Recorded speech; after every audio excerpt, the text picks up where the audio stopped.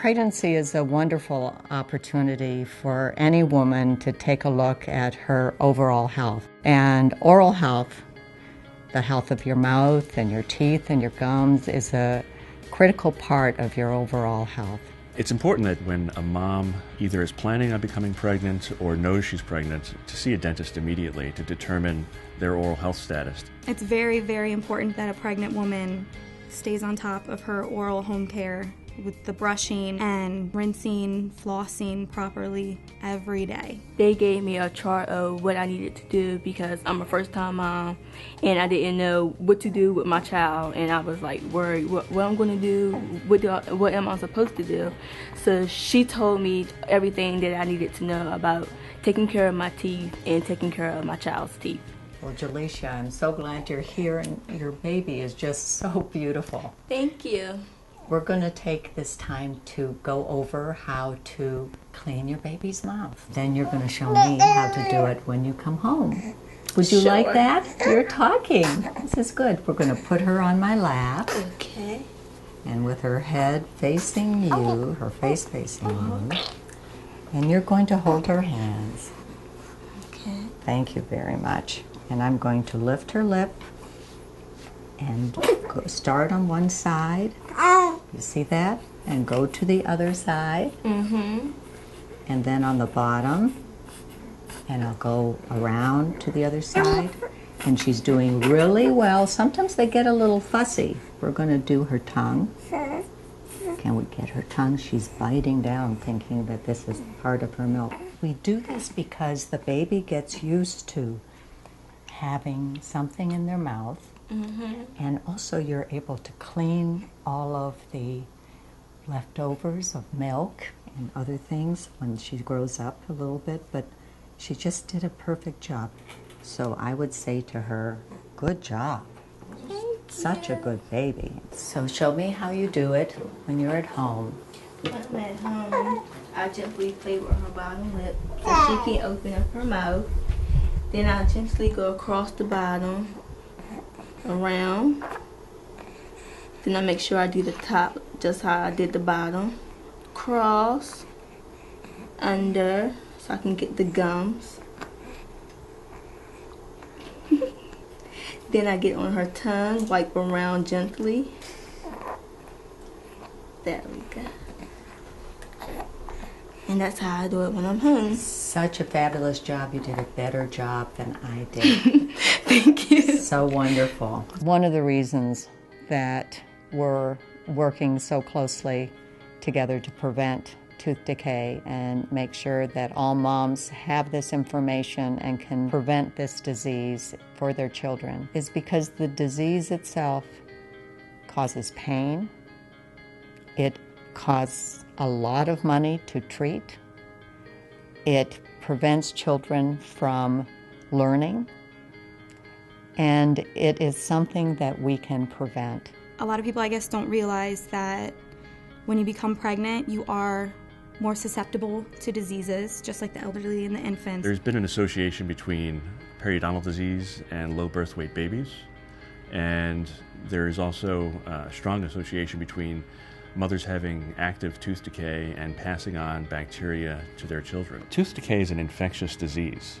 It's a process where children have received bacteria from a parent or caregiver, and that bacteria eats sugar. And any kind of sugar that you consume, whether it's natural or artificial, is turned into acid. And acid actually removes the mineral content of teeth, which then results in what we call a cavity. Tooth decay is not a family trait.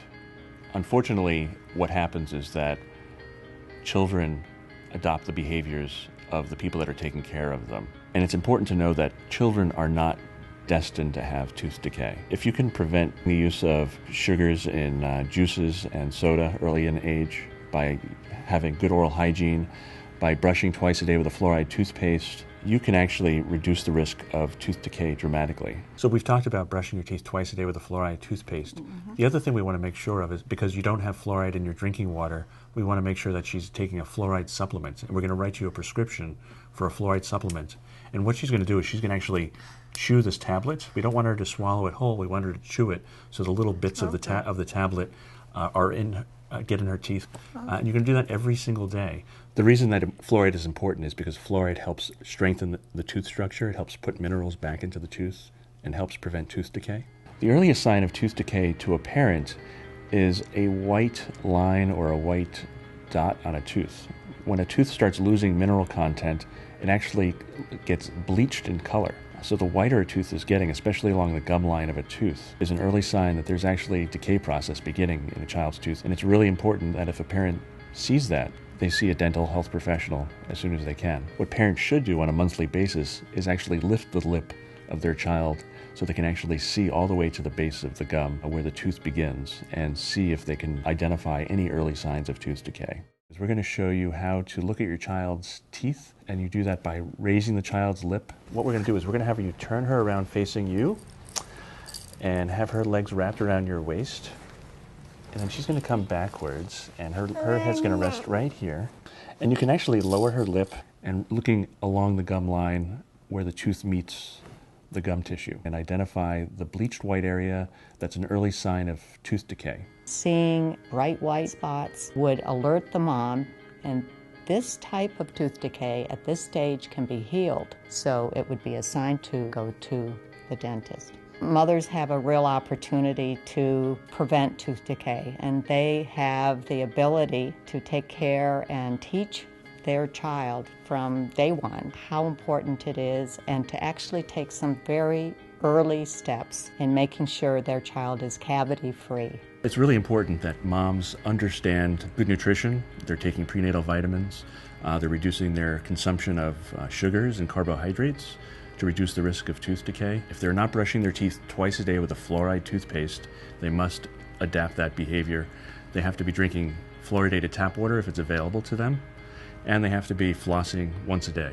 It's really important to get your infant used to you in their mouth. It's important to use an infant washcloth that's wet and to apply gentle pressure along the gum pads before the teeth even erupt. When the teeth begin to erupt, then we have the opportunity to clean those teeth.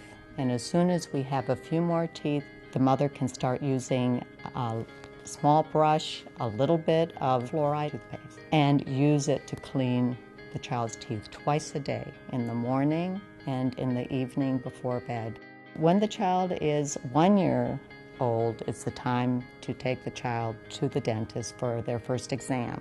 One very important part through all of this time, from day one until age 1 and beyond, is to make sure that there is no sugar-containing liquids. The more you consume sugar, the more likely you are to develop cavities, which means minimizing the use of sippy cups with juices and other sugared products in it, especially at night. It's important at nighttime that parents do not put anything in a bottle or a sippy cup other than water, because even milk, which has a low concentration of sugar, can cause a tremendous amount of tooth decay at night when the saliva turns off in everybody's mouth. To take care of Savita's teeth, we brush her teeth in the morning and we brush her teeth at night with a fluoridated toothpaste. She doesn't go to bed with a bottle unless it has water in it.